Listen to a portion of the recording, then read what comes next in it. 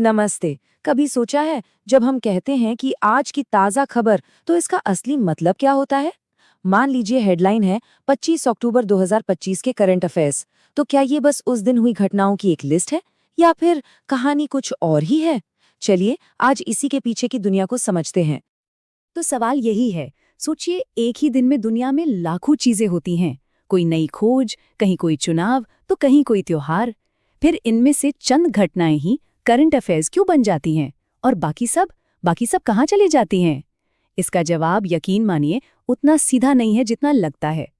तो सबसे पहले ये समझते हैं कि करंट अफेयर्स आखिर हैं क्या। देखिए, ये सिर्फ घटनाओं की एक लिस्ट नहीं है, बल्कि एक चुना हुआ संग्रह है, एक स्नैपशॉट जिसे बहुत ध्यान से तैयार किया जाता है। इस परिभाषा में दो शब्द बहुत जरूरी हैं, रुचि और महत्व। और मजे की बात यह है कि ये दोनों ही पूरी तरह व्यक्तिपरक हैं। मतलब, कौन तय करता है कि क्या दिलचस्प है और किसके लिए क्या महत्वपूर्ण है। बस यहीं से खबरों को चुनने का असली खेल शुरू होता है। तो चलिए इस सफर पर आगे बढ़ते हैं। किसी एक घटना के होने से लेकर हमारे फोन या टीवी स्क्रीन पर उसकी हेडलाइन चमकने तक, इसके पीछे एक पूरी प्रक्रिया काम करती है। आज हम इसी प्रक्रिया की परतें खोलने वाले हैं। जरा इस आंकड़े को देखिए, 1 करोड़ से भी ज्यादा। हर रोज दुनिया में इतनी सारी चीजें होती हैं, छोटी बड़ी, व्यक्तिगत सार्वजनिक, हर तरह की। जाहिर है इन सभी को खबर बनाना तो नामुमकिन है, तो यहीं पर जरूरत पड़ती है एक फिल्टर की। और ये फिल्टरिंग एक फनल यानी कीप की तरह काम करती है। सबसे ऊपर लाखों घटनाएं होती हैं। फिर पत्रकार उनकी जांच पड़ताल करते हैं, तथ्यों को परखते हैं। इसके बाद एडिटर्स ये तय करते हैं कि कौन सी कहानियां उनके दर्शकों के लिए सबसे ज्यादा मायने रखती हैं। और आखिर में कुछ चुनी हुई कहानियां ही हम तक पहुंचती हैं। सोचिए, लाखों से शुरू हुआ सफर कुछ 100 खबरों पर आकर सिमट जाता है। लेकिन कहानी यहीं खत्म नहीं होती। बात सिर्फ खबरों को चुनने पर खत्म नहीं होती। खबर को कैसे बताया जाए ये भी उतना ही महत्वपूर्ण है। यहीं पर खबर को एक कहानी का रूप दिया जाता है। इसी को न्यूज़ फ्रेमिंग कहते हैं।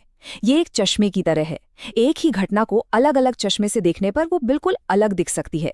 मिसाल के तौर पर, किसी विरोध प्रदर्शन को आज़ादी की लड़ाई भी कहा जा सकता है और सार्वजनिक उपद्रव भी। ये फ्रेमिंग ही तय करती है कि कहानी के किन पहलुओं पर जोर दिया जाए और किन्हें नज़रअंदाज कर दिया जाए। अब जरा ये उदाहरण देखिए। घटना एक ही है, कंपनी में कोई बड़ा बदलाव हो रहा है, लेकिन दो अलग अलग हेडलाइन कैसे पूरी तस्वीर बदल देती हैं। एक हेडलाइन इसे एक सकारात्मक, बिजनेस से जुड़ा कदम बताती है, वहीं दूसरी हेडलाइन नौकरियों के जाने का डर पैदा करती है। तथ्य दोनों में हो सकते हैं, लेकिन उनका असर बिल्कुल अलग है। तो सबसे जरूरी सवाल ये है कि खबर बनाने की ये पूरी प्रक्रिया हम पर असर कैसे डालती है। असल में इसका हमारे विश्वासों पर, हमारे फैसलों पर और हमारे व्यवहार पर बहुत गहरा प्रभाव पड़ता है। और ये बात इस पूरी चर्चा का सार है। जो खबरें हम रोज देखते सुनते हैं, वो धीरे धीरे हमारी सोच और दुनिया को देखने का हमारा नजरिया बना देती हैं। वे हमारे लिए तय करती हैं कि क्या महत्वपूर्ण है और हमें किस बारे में सोचना चाहिए। ये चार्ट मीडिया की एजेंडा सेटिंग शक्ति को दिखाता है। जब किसी मुद्दे को बहुत ज्यादा कवरेज मिलती है, तो लोगों के बीच उस मुद्दे को लेकर चिंता भी बढ़ जाती है। देखिए, जब विषय एक्स को कम कवरेज मिली तो सिर्फ 20% लोग इसे लेकर चिंतित थे, लेकिन जैसे ही कवरेज बढ़ी, ये आंकड़ा उछलकर 65% तक पहुंच गया। मीडिया ने न सिर्फ बताया कि क्या हुआ, बल्कि ये भी तय किया कि क्या महत्वपूर्ण है। तो अब जब हम ये समझ गए हैं कि खबरें कैसे बनती हैं और हम पर कैसे असर डालती हैं, तो सवाल ये है कि हम एक ज्यादा जागरूक और जानकार दर्शक कैसे बन सकते हैं। कुछ आसान से तरीके हैं। हमेशा देखिए कि खबर आ कहाँ से रही है। ये जानने की कोशिश करें कि कहानी का कौन सा हिस्सा शायद गायब है। एक ही खबर को 2-3 अलग-अलग स्रोतों से पढ़ें ताकि एक पूरी तस्वीर मिल सके।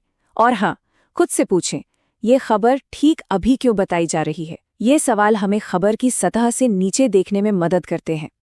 और अंत में इस सवाल पर विचार करते हैं, आज के डिजिटल युग में हम जो देखते हैं, जो शेयर करते हैं, उससे भी खबरों का एजेंडा तय होता है। तो अगर हम भी इस प्रक्रिया का हिस्सा हैं, तो हमें ये सोचना होगा कि दुनिया को असल में कौन सी कहानियां सुनने और जानने की ज़रूरत है।